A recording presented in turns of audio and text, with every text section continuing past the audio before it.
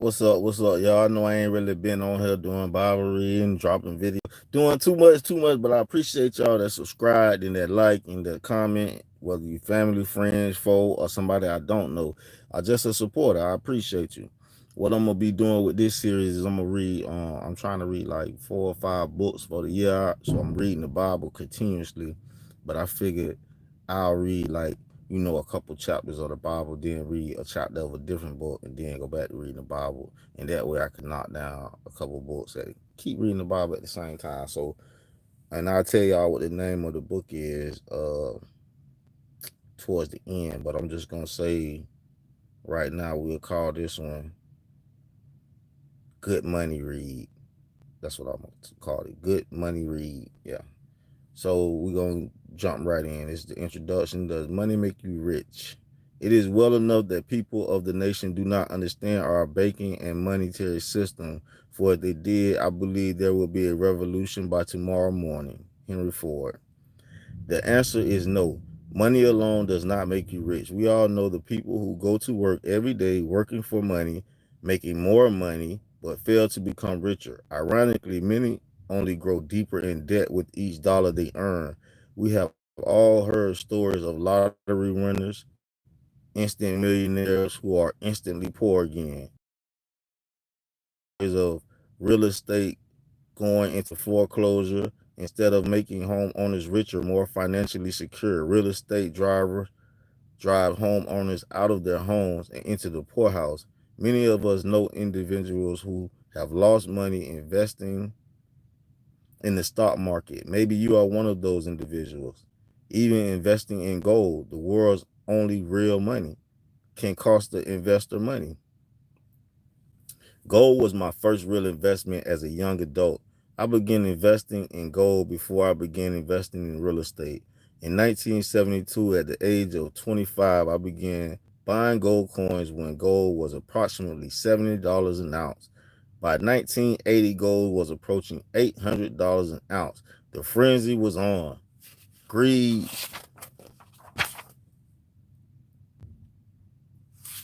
greed overtook cautious. Rumors were that gold was going to hit 2,500 an ounce. Greedy investors began piling on, buying gold, even though they had never done so before. But instead of selling some of my gold coins and making a small profit, I hung on, also hoping that gold would go higher. About a year later, as gold dropped below $500 an ounce, I finally sold my last coin from 1980. I watched as gold drifted lower and lower till it finally bottomed out at 250 in 1990. Although I did not make much money, gold taught me many priceless lessons about money. Once I realized that I could lose money investing in real money, gold, I realized that it was not gold, the asset that was valuable. It was the information relative it was the information relative to the asset that ultimately made a person richer or poorer. In other words, it is not real estate, stocks, mutual funds, business, or money that makes a person rich. It is information, knowledge, wisdom, and know how, aka financial intelligence, that makes one wealthy. Golf lessons or golf clubs. A friend of mine is a golfing fanatic. He spends thousands of dollars a year on new clubs and every new golf gadget that comes to market. The problem is he will not spend a dime on golf lesson. Hence, his golf game remains the same. Even though he has the latest and greatest in golf equipment, if he invested his money in golf lessons and used that last year's club, he might be a much better golfer. The same nutty phenomenon occurs in the game of money. Billions of people invest their hard-earned money in assets such as stocks and real estate, but invest almost nothing in information. Hence, their financial scores remain about the same. Not a magic formula. This book is not a get rich quick book or a book about some magic formula. This book is about increasing your financial intelligence, your financial IQ. It is about getting richer by getting smarter. It is about 5 basic financial intelligence that are required to grow richer. regardless of what the economy, stocks, or real estate markets are doing. The New Rules of Money. This book is also about the new rules of money, rules that changed in 1971. It is because of these changes in the rules that the old rules are obsolete. One of the reasons why so many people are struggling financially is because they continue to operate to the old rules of money. Old rules such as work hard, save money, get out of debt, invest for long term in a well-diverse portfolio of stocks, bonds, and mutual funds. This book is about playing by the new rules of money, but do so requiring increasing your financial intelligence and your financial IQ. After reading this book, you will be better able to determine if it is better for you to play by the old rules or the new rules of money. Finding your financial genius. Chapter 9 of this book is about finding your financial genius by utilizing all three parts of your brain. As most of us know, the three parts of our brain are left, right, and subconscious brain. The reason most people do not become rich is because the subconscious brain is the most powerful of the three.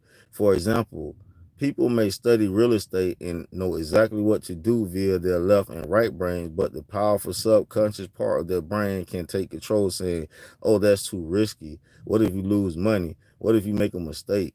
In this example, the emotion of fear is causing the subconscious brain to work against the desires of the left and right brain. Simply said, to develop your financial genius, it is important to first know how to get all three parts of your brain to work in harmony rather than against each other. This book will explain how you can do that. In short, many people believe that it takes money to make money.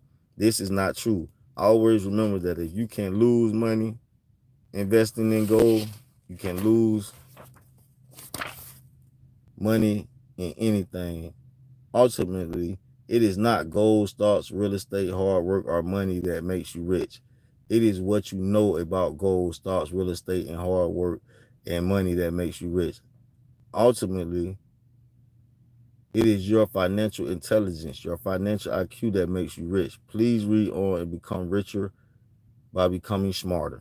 So that was, I would say, that was still like an introduction. I thought that was chapter 1, but that was like an introductory, but that was long enough to be. Should we do chapter 1?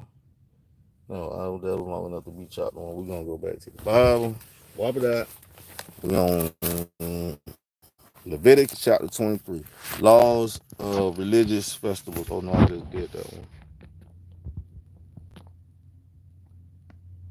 No, but I don't remember reading that. So we're going to read it for y'all again because I don't remember reading that. So it says, the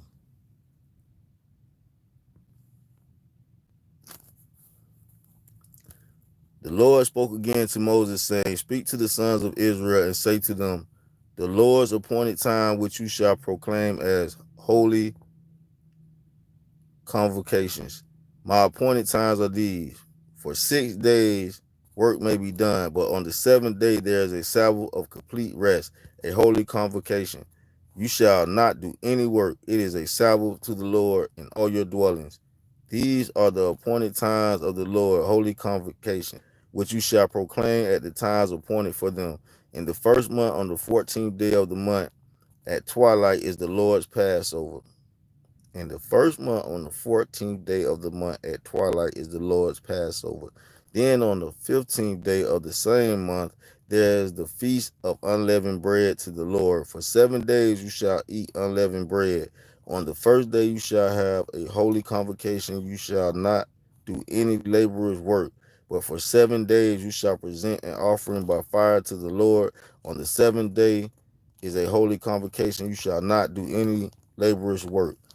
Then the Lord spoke to Moses, saying, speak to the sons of Israel and say to them, when you enter the land which I am going to give you and reap its harvest, then you shall bring in the sheaf of the first fruits of your harvest to the priest. He shall wave the sheaf before the Lord for you to be accepted. On the day after the Sabbath, the priest shall wave it. Now, on the day when you wave the sheaf, you shall offer a male lamb 1 year without defect for a burnt offering to the Lord. Its grain offering shall then be 2/10 of an ephah of fine flour mixed with oil, and offering by fire to the Lord for a smoothing aroma, with a drink offering, a fourth of a hin of wine, until the same day, until you have brought in the offering of your God. You shall eat neither bread, nor roasted grain, nor new growth. It is to be a perpetual state throughout your generations in all your dwelling places. You shall also count for yourselves from the day after the Sabbath, from the day when you brought in the sheaf of the wave offering. There you shall be 7 complete Sabbaths. There shall be 7 complete Sabbaths. You shall count 50 days to the day after the seventh Sabbath. Then you shall present a new grain offering to the Lord. You shall bring in from your dwelling places 2 loaves of bread for a weave offering made of 2/10 of an ephah. They shall be a fine flour baked with leaven at the first fruits to the Lord.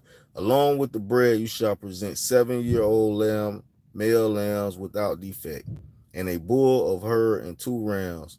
They are to be a burnt offering to the Lord, with their grain offering and their drink offering, and an offering by fire of a soothing aroma to the Lord. You shall also offer 1 male goat for a sin offering, and 2 male lambs 1 year old for a sacrifice of peace offering. The priest shall then wave them with the bread of the first fruits for a wave offering, with 2 lambs before the Lord. They are to be holy to the Lord. The priest, on the same day, you shall make a proclamation as well. You are to have a holy convocation. You shall do no laborer's work. It is to be a perpetual statute in all your dwelling places throughout your generations. When you reap the harvest of your land, moreover, you shall not reap to the very corners of your field, nor gather the gain of your harvest. You are to leave them for the needy and alien.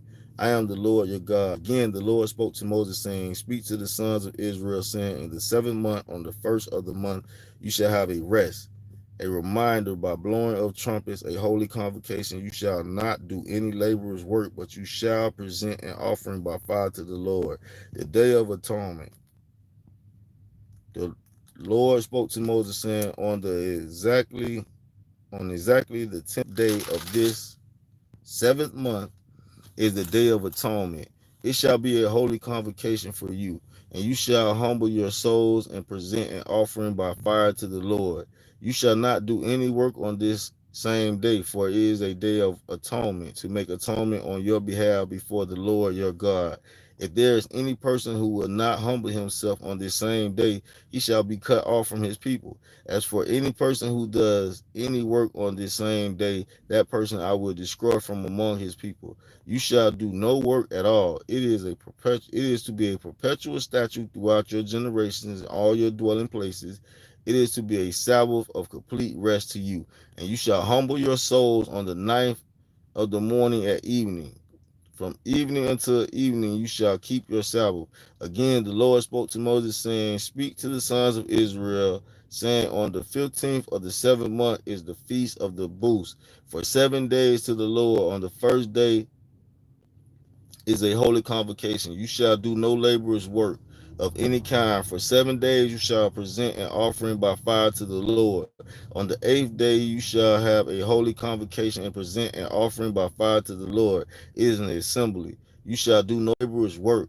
These are the appointed times of the Lord, which you shall proclaim as holy convocations to present offerings by fire to the Lord, burnt offerings, grain offerings, sacrifices, and drink offerings. Each day's matter on its own day, besides those of the Sabbaths of the Lord, and besides your gifts, and besides all your votive and free will offering, which you give to the Lord. On exactly the 15th day of the 7th month, when you have gathered in the crops of the land, you shall celebrate the feast of the Lord for 7 days, with a rest of the first day and a rest of the eighth, with a rest on the first day and a rest on the eighth. Now on the first day you shall take for yourself the